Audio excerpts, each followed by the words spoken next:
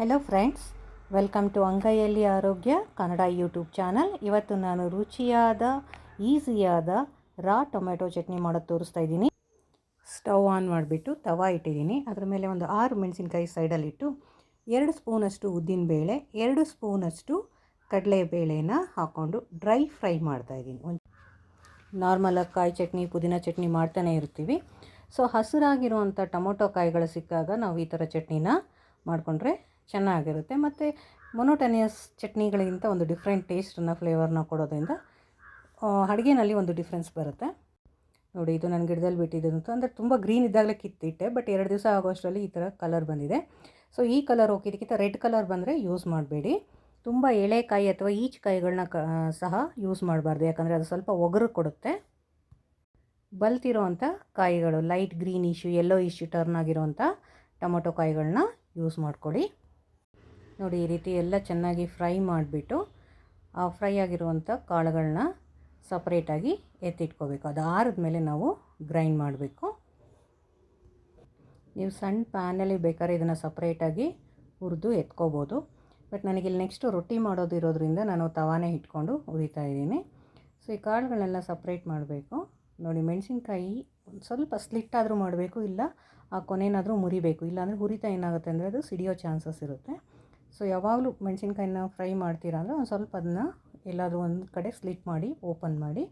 ನೋಡಿ, ಈಗ ಹುರಿತಾ ಇರೋ ಇದೇ ತವಕ್ಕೆ ನಾನು ಟೊಮೊಟೊ ಕಾಯಿಗಳನ್ನ ಹೆಚ್ಚಿ ಹಾಕ್ತಾಯಿದ್ದೀನಿ. 4 ಟೊಮೊಟೊ ಕಾಯಿಗಳನ್ನ ಹೆಚ್ಚಿ ತವಾ ಮೇಲೆ ಹುರಿತಾ ಇರಬೇಕಾದ್ರೆ ಅದಕ್ಕೆ ಒಂದು ಸ್ವಲ್ಪ ಆಯಿಲ್ನ ಸೇರಿಸ್ಬೇಕಾಗತ್ತೆ. ಯಾಕಂದರೆ ಅದು ತಳ ಹತ್ತದಂಗೆ ಆಗಿಬಿಡುತ್ತೆ, ಇಲ್ಲಾಂದರೆ ತವಾಗೆ ಅಥವಾ ಬಾಣಲಿಗೆ ಅಂಟ್ಕೊಂಡ್ಬಿಡುತ್ತೆ. ಸೊ ಹಾಗಾಗಿ ಇದಕ್ಕೆ ಸ್ವಲ್ಪ ಆಯಿಲ್ನ ಸೇರಿಸಿ, ಬರೀ ಟೊಮೊಟೊಗೆ ಮಾತ್ರ ಸೇರಿಸಿ ಫ್ರೈ ಮಾಡೋದು. ನೀವು ಸಣ್ಣಕ್ಕಾದರೂ ಹೆಚ್ಕೋಬೋದು, ದಪ್ಪಕ್ಕಾದರೂ ಹೆಚ್ಕೋಬೋದು. ಹುರಿತಾ ಅದೆಲ್ಲನೂ ಸ್ವಲ್ಪ ರಾ ಸ್ಮೆಲ್ಲೆಲ್ಲ ಹೋಗಿ ಬೆಂದಂಗೆ ಆದರೆ ನಮಗೆ ಅದು ರೆಡಿ ಇದೆ ಅಂತ ಅರ್ಥ. ನೋಡಿ, ಇವಾಗ 1ರಿಂದ 1.5 ಸ್ಪೂನಷ್ಟು ಎಣ್ಣೆ ಹಾಕಿ ಹುರಿತಾ ಇದ್ದೀನಿ. ಇದನ್ನು ಎಲ್ಲರೂ ಎಲ್ಲ ಟೈಮಲ್ಲೂ ಯೂಸ್ ಮಾಡ್ಬೋದು, ಬಟ್ ಪಿತ್ತ ಶರೀರದವರು ಇದನ್ನು ಜಾಸ್ತಿ ಯೂಸ್ ಮಾಡೋದನ್ನ ಅವಾಯ್ಡ್ ಮಾಡಬೇಕು. ನೋಡಿ, ಒಂದು ಜಾರ್ ತೊಗೊಂಡು ಅದಕ್ಕೆ 1/4 ಅಥವಾ ಅರ್ಧ ಸ್ಪೂನಷ್ಟು ಜೀರಿಗೆ ಹಾಕಬೇಕು. ಯಾಕಂದರೆ ಟೊಮೊಟೊ ಕಾಯಿ ಸ್ವಲ್ಪ ಪಿತ್ತ, ಅದು ಹಾಗಾಗಿ ಜೀರಿಗೆ ಹಾಕಿದ್ರೆ ಅದು ಪಿತ್ತ ಶಮನ ಮಾಡುತ್ತೆ.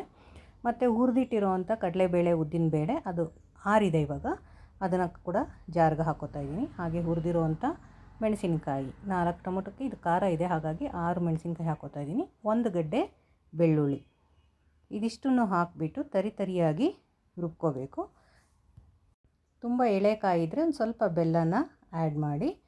ಸೊ ಈ ತರಿಯಾಗಿ ರುಬ್ಬಿರೋದಕ್ಕೆ ನಾವು ಹುರಿದಿಟ್ಟಿರುವಂತಹ ಟೊಮೊಟೊ ಕಾಯಿನ ಆ್ಯಡ್ ಮಾಡಿ ಇದನ್ನು, ಅಂದರೆ ಸ್ವಲ್ಪ ರಫ್ ಆಗೇ ಇರಬೇಕು, ತುಂಬ ನೈಸಾಗಿ ಮಾಡಬೇಡಿ. ರುಚಿಗೆ ತಕ್ಕಷ್ಟು ಉಪ್ಪನ್ನು ಹಾಕಿ. ಇದಕ್ಕೆ ಯಾವುದೇ ಕಾರಣಕ್ಕೂ ಹುಣಸೆ ಹಣ್ಣನ್ನು ಹಾಕಬೇಡಿ, ಯಾಕಂದರೆ ಇದರಲ್ಲೇ ಹುಳಿ ಅಂಶ ಇರುತ್ತೆ. ಸೊ ಹಾಗಾಗಿ ಹುಣಸೆ ಹಣ್ಣು ಅಥವಾ ನಿಂಬೆ ರಸನ ಹಾಕಬೇಡಿ. ಈಗ ಇದಕ್ಕೇ ತೊಳೆದಿಟ್ಟಿರುವಂತಹ ಕೊತ್ತಂಬರಿ ಸೊಪ್ಪನ್ನು ಸೇರಿಸ್ತಾ ಇದ್ದೀನಿ. ಇದನ್ನೆಲ್ಲ ಸೇರಿಸಿ ರಫ್ ಆಗಿ ಗ್ರೈಂಡ್ ಮಾಡ್ಕೊಂಬಂದರೆ ನೋಡಿ, ರುಚಿಯಾದ ಟೊಮೆಟೊ ಕಾಯಿ ಚಟ್ನಿ ರೆಡಿಯಾಗಿದೆ. ಇದನ್ನು ಅನ್ನದ ಜೊತೆ, ದೋಸೆ, ಚಟ್ನಿ, ರೊಟ್ಟಿ ಜೊತೆ ತಿನ್ಬೋದು. ಮೊಸರು ಜೊತೆ ಮಿಕ್ಸ್ ಮಾಡಿಕೊಂಡು ಸಹ ಇದನ್ನು ಮೊಸರನ್ನ ಹಾಗೆ ರೊಟ್ಟಿಗೆ ಯೂಸ್ ಮಾಡ್ಕೋಬೋದು. ಕಾಯಿ ಟೊಮೆಟೊ ಸಿಕ್ಕಾಗ ನೀವು ಈ ರೆಸಿಪಿನ ಒಮ್ಮೆ ಟ್ರೈ ಮಾಡಿ.